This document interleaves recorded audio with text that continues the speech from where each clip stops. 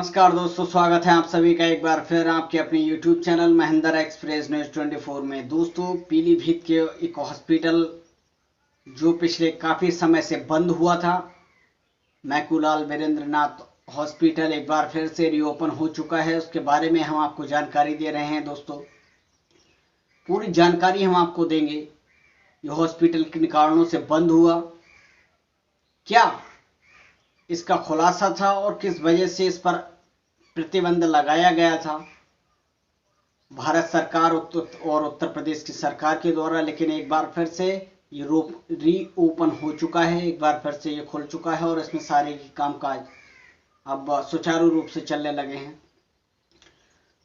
तो उस घटना के बारे में हमको बताएंगे। दोस्तों, इस वीडियो को स्किप बिल्कुल ना करें। जो भी लोगों ने इस घटना के बारे में जानकारी नहीं हो तो हम उनको इस वीडियो के माध्यम से एक बार फिर बताना चाहेंगे।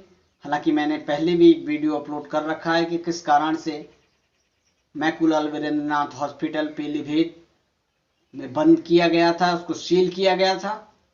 लेकिन जिन लोगों ने उस वीडियो को मिस किया है तो मैं एक बार फिर से उस घटना के बारे में इस वीडियो में आपको बताने वाला हूं और बताने वाला हूं कि एक बार फिर से ये हॉस्पिटल रीओपन हो गया है।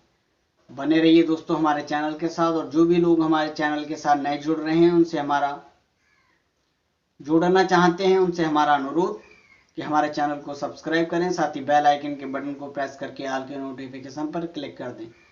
दोस्तों, मैकूलाल वीरेंद्रनाथ हॉस्पिटल किन कारणों से सील हुआ, दरअसल पूरी घटना हम आपको बताते हैं। राजू नाम का एक शख्स था, गांव सिकराना पूरनपुर का रहने वाला था। उसका एक्सीडेंट हुआ था और पीलीभीत के तमाम हॉस्पिटल, चाहे वो पीडी सिंह का हॉस्पिटल रहा हो, गोखले हॉस्पिटल या बहुत सारे ऐसे प्राइवेट हॉस्पिटल जो पीलीभीत में बड़े बड़े हॉस्पिटल्स हैं, उसमें उनको एडमिट कराने के लिए परिवारजन लेकर गए।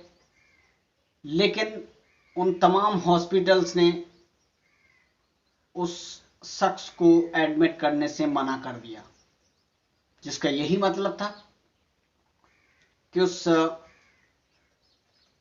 शख्स की पहले ही मौत हो चुकी थी। लेकिन अपने ड्राइवर्स की, जो गाड़ी का संचालक करता था, जो गाड़ी को चलाने वाला था, उसकी कहे मुताबिक उसने जो कहा, उन्होंने कहा कि आप मैकूलाल हॉस्पिटल में एक बार फिर ट्राई कर लीजिए, और हो सकता है तमाम हॉस्पिटल्स ने मना कर दिया है, लेकिन ये बहुत ही अच्छा हॉस्पिटल है। ये इसने कई ऐसे केसेस सुलझा दिए हैं जिस पर हो सकता है कि आपका ये जो पेशेंट है वो इसमें एडमिट कर लिया जाए और उसकी जो मेडिसिन्स के द्वारा उसकी सुरक्षा हो सके, उसके जीवन को बचाया जा सके। तो ड्राइवर्स की सलाह को परिवारजनों ने माना और जब मैकूलाल वीरेंद्रनाथ हॉस्पिटल में लेकर पहुंचे राजू को, तो उसकी जो भी हालत थी, आनन फानन में डॉक्टर योगेंद्र नाथ मिश्रा, जो वहाँ के डॉक्टर थे, न्यूरोसर्जन थे, उन्होंने उसको एडमिट कर लिया। एडमिट करने के बाद परिवारजनों से 1 लाख रुपीस जमा करा लिए और उसको आईसीयू में भर्ती करा दिया गया, ऑक्सीजन लगा दी गई और परिवारजनों से ये कह दिया गया कि अगले 2-3 दिन तक आप राजू से नहीं मिल सकेंगे।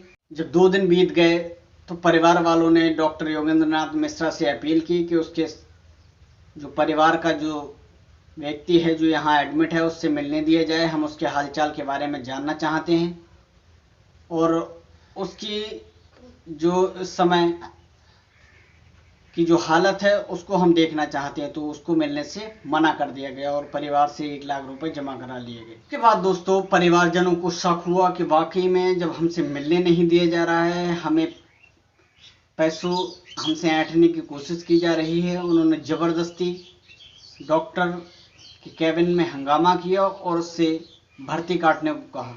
आनन फानन में डॉक्टर ने भर्ती को तो काट दिया, लेकिन उसके बाद जब राजू से परिवारजन मिले तो राजू उस समय मृत हालत में पाया गया।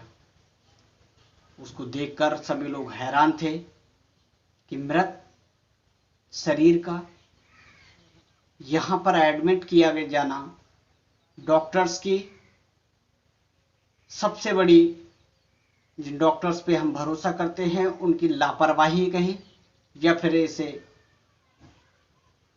एक अच्छे व्यक्ति के पीछे, एक अच्छे व्यक्ति की आड़ में शैतानी खेल कह सकते हैं हम इसको।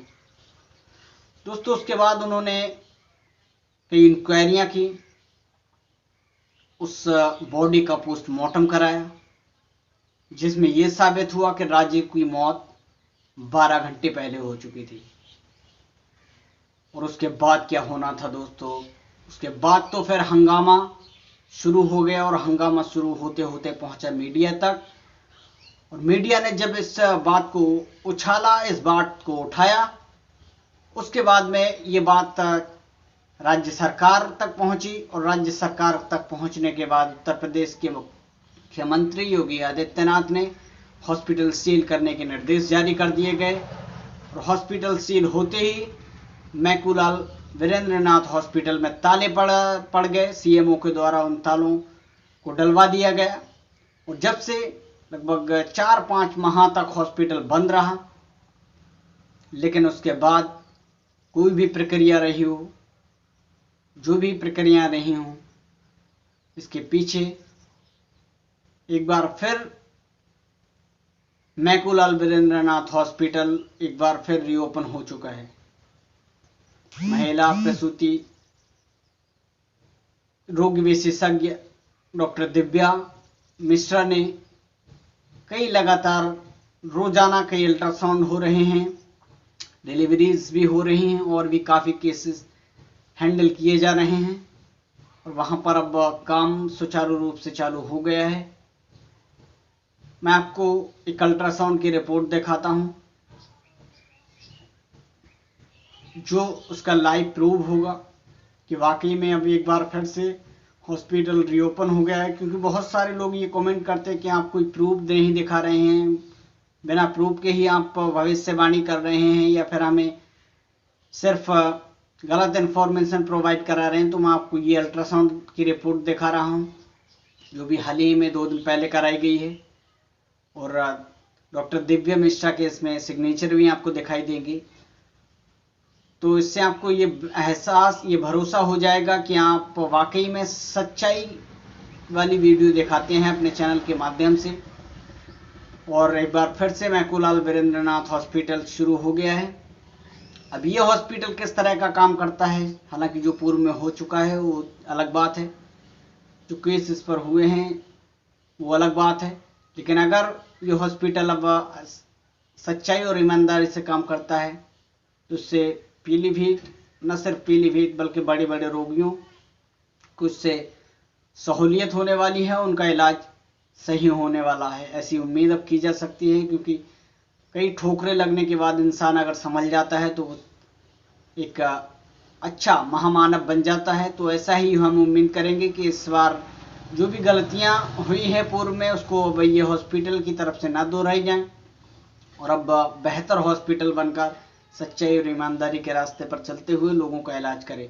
आपकी क्या राय है इस हॉस्पिटल के बारे में, आप हम तक ज़रूर कमेंट करके बता सकते हैं। और आप जो भी इन्फॉर्मेशन हमसे जानने की कोशिश करेंगे, हम आपकी उसमें पूरी सहायता करेंगे। और आप जो भी कुछ जानने की कोशिश करेंगे, हमें कमेंट बॉक्स में लिखिए, हम उसका रिप्लाई करेंगे। अपने कमेंट हम तक ज़रूर भेजिए। हॉस्पिटल से जुड़ी आपकी क्या राय है। तो दोस्तों बने रहिए हमारे चैनल के साथ, और जो भी लोग हमारे चैनल के साथ जुड़े हुए हैं, हम उनका एक बार फिर धन्यवाद करते हैं। और नए जो लोग जुड़ना चाहते हैं, उनका हम अपने चैनल में स्वागत करते हैं। तो बस इस वीडियो में बस इतना ही। नमस्कार।